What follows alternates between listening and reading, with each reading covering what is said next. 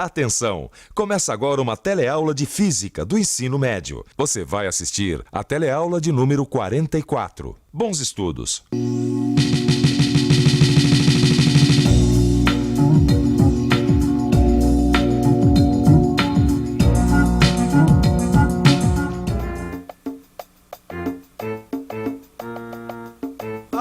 Vicente, agora eu quero ver, meu irmão. Eu também, viu? A gente tá perdido aqui desde de manhã. E olha lá, ó. Olha em volta. Tá escurecendo. Olha, Gil. Aí eu quero ver a gente sair dessa. Eu normalmente diria pra você, não fica preocupado. Normalmente eu diria, porque hoje nem a bússola tá nos ajudando, viu? Por quê? Eu trouxe, mas não adiantou nada. Eu acho que ela tá com defeito, porque a agulha fica virada pro mesmo lado o tempo todo, rapaz. Que defeito, Vicente. Não é defeito, não. Olha, a agulha da bússola sempre fica posicionada para o norte.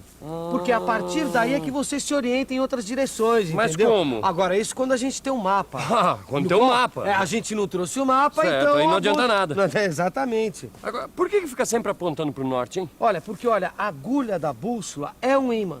Ah, que é? é sempre atraído, tá? Pelo polo sul magnético da Terra, que fica perto do polo norte geográfico. É mesmo? Eu estava lendo outro dia num livro que o nosso planeta é uma espécie de um grande ímã. E nesse capítulo falava o seguinte, que tudo isso faz parte do eletromagnetismo, que é o tema da nossa teleaula de hoje, eletromagnetismo. Você vai aprender como os homens descobriram as propriedades dos ímãs e passaram a usá-las para se orientar. Vai ver também o que é um campo magnético e vai entender o que acontece com os corpos que sofrem a ação desses campos. E aí? Ficou interessado? Então se segura que a teleaula está começando hoje com mais atrações do que nunca. Enquanto isso, a gente vai montar acampamento por aqui porque eu não aguento mais andar. Vamos lá, ô Gil? Vamos, peraí. Achar um lugar pra barraca aí. Acho que é ali, ó, tá vendo?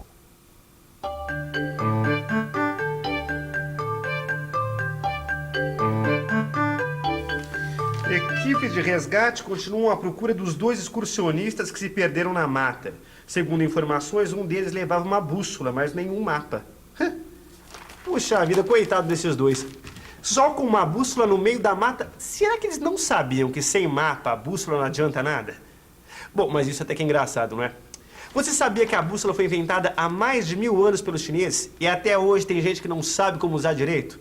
Então, você imagina se o Pedro Álvares Cabral não soubesse como usar a bússola. Ele não teria descoberto o Brasil. As grandes descobertas do século XVI e o Brasil tá aí no meio só foram possíveis porque os navegadores contavam com um aparelhinho que eu tenho certeza que todo mundo já ouviu falar, a bússola. Além, é claro, dos mapas. E olha que os mapas deles eram imprecisos.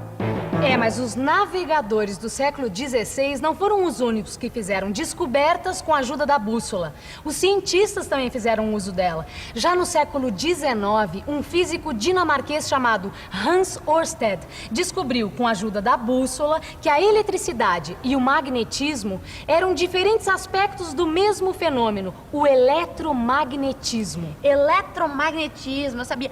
Tudo começou com a bússola, não foi? Não, Rosinha, a bússola veio depois. Tudo começou, na verdade, com a descoberta de uma pedra chamada magnetita, como essa aqui, ó. É uma pedra que atrai pedaços de ferro. Olha, se não fosse a descoberta das propriedades dessa pedra, até hoje nós não teríamos a bússola. Quer dizer, a magnetita é um ímã natural. Exatamente, Rosinha. Olha, a partir da descoberta das características da magnetita, os homens passaram a utilizar o magnetismo. E aí, logo depois, veio a bússola. A bússola é um importante instrumento que nos mostra a ação dos campos magnéticos.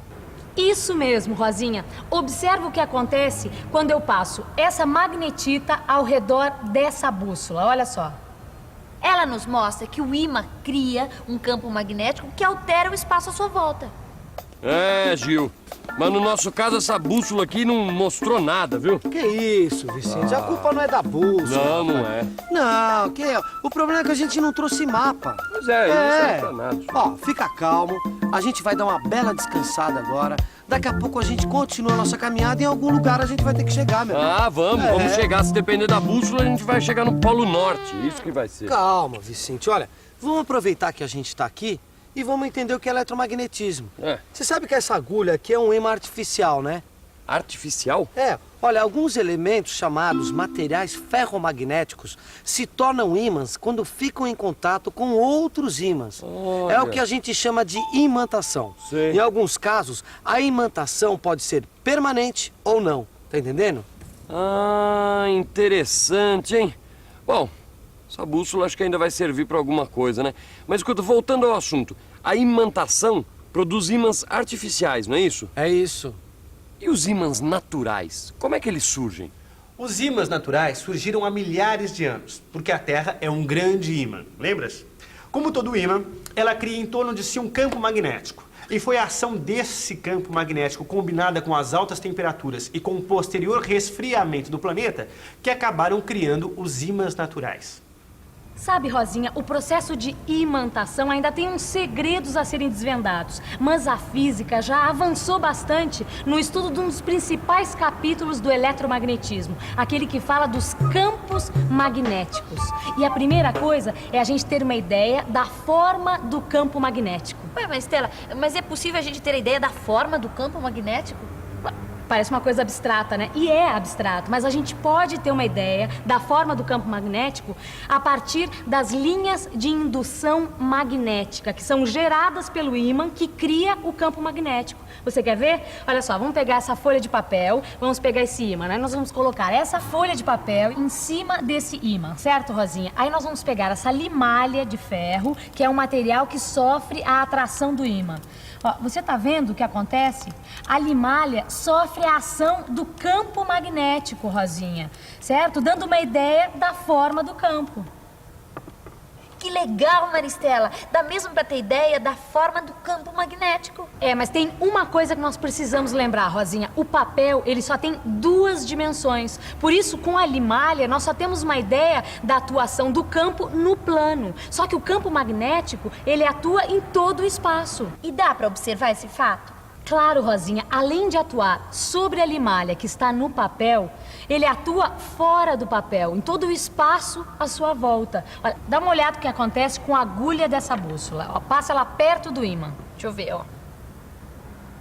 Olha, quando eu passo essa agulha por cima do ímã, ela sofre a ação do campo magnético.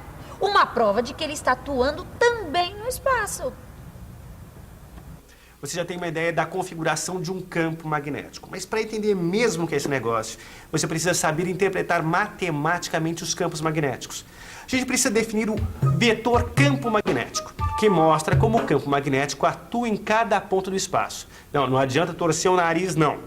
A física se preocupa em observar as relações entre os elementos do universo.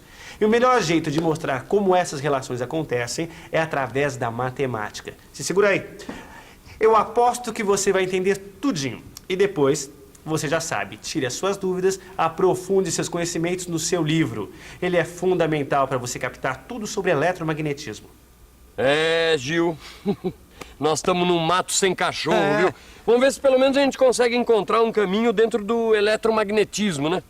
Você sabe que eu sei um jeito de achar a definição matemática do vetor campo magnético? É mesmo? É. Olha, é só a gente imaginar uma interação entre o campo magnético e uma carga elétrica em movimento. Vamos supor que uma carga elétrica Q entre num campo magnético com uma velocidade V. Sobre essa carga vai aparecer uma força F, perpendicular à direção da velocidade e do vetor campo magnético B. Com os valores de Q, F, V e o ângulo θ, temos um módulo do campo magnético, definido por essa expressão. B é igual a F sobre Q vezes V vezes seno de θ. No seu livro você vai encontrar tudo explicadinho. O primeiro passo para a gente entender essa interação entre campo magnético e cargas elétricas em movimento é supor que as linhas do campo magnético numa determinada região do espaço sejam paralelas e horizontais. Existe uma experiência que vai nos ajudar a visualizar o que acontece com cargas elétricas dentro do campo magnético. Olha só, no seu livro de estudos você vai encontrar mais detalhes sobre essa relação. Aqui nós temos um aparelho que possui um tubo de raios catódicos, como o tubo que existe dentro da televisão. Então, olha só.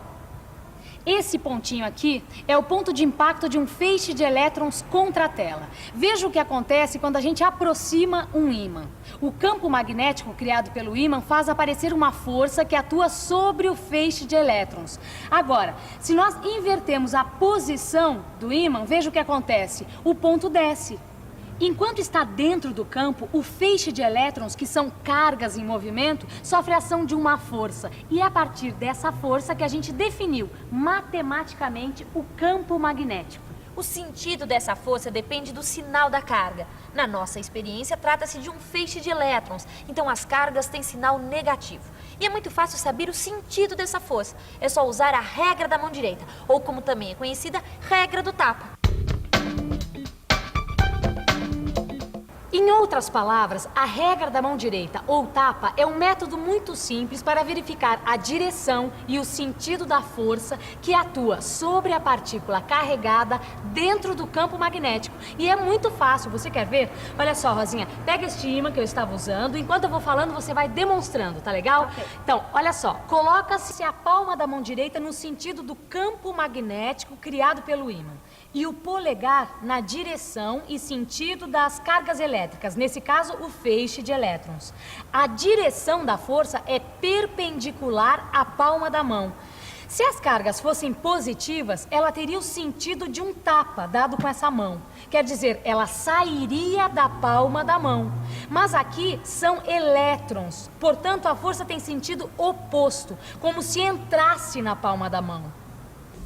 Nossa, rapaz, eu nem imaginava que existia tanta coisa por trás dos ímãs e por trás desse eletromagnetismo, viu? Mas é mesmo. Olha, é campo magnético, é interação entre campo magnético e carga elétrica, força que atua sobre a carga elétrica enquanto ela está no campo. Olha, ficar perdido não é bom, isso eu sei. Agora, pelo menos serve pra gente colocar em dia os nossos conhecimentos, não é, Vicente? Isso é verdade, viu? Você estava falando aí sobre tudo que a gente viu, sobre interação entre carga elétrica e campo magnético, e eu fiquei lembrando, dá pra gente determinar a trajetória de uma partícula carregada dentro de um campo magnético. Sabe, Vicente, em alguns casos, essa partícula dentro de um campo magnético se comporta que nem a gente nessa mata aqui, fica andando em círculos.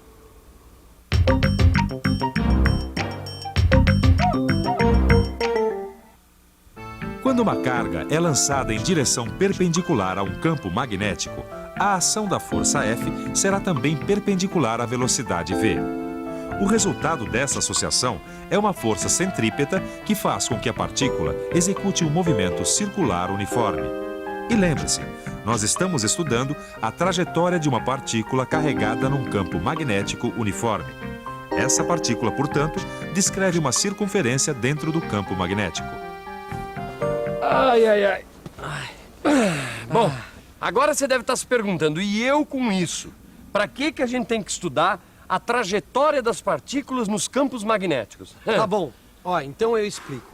Foi através desses estudos que os físicos começaram a entender melhor algumas estruturinhas minúsculas dentro do átomo, chamadas partículas elementares. Tá certo? Hoje em dia, essas partículas são consideradas as menores porções da matéria. E o estudo dela está ajudando muito a desvendar alguns mistérios nas relações entre os elementos do universo. Tá certo. Agora, nas próximas teleaulas, você ainda vai topar com isso. Tá certo? É só esperar. Tá certo, Vamos Gil. descansar um pouquinho? Não. Vamos Quê? embora que a gente tem que achar a saída desse mato. Não, mas vamos peraí. embora. Enquanto isso, vocês vão pra revisão. E atenção, se liga aí que é hora da revisão. Na teleaula de hoje, você ficou sabendo como funciona a bússola. Viu também a importância do estudo dos ímãs e do eletromagnetismo. Aprendeu o que é um campo magnético e viu que ele atua em todo o espaço. Viu também como se representa um vetor perpendicular ao plano do papel e estudou o que ocorre quando uma partícula carregada se move sob a ação de um campo magnético. Como você viu, o eletromagnetismo é um capítulo importante da física, tem muita informação. Tanto é que na próxima teleaula a gente vai continuar estudando o eletromagnetismo. Justamente por isso, não esqueça. Aprofunde os conceitos que você viu nesta teleaula e use o seu livro para consolidar todas as informações de hoje. Até a próxima. Tchau!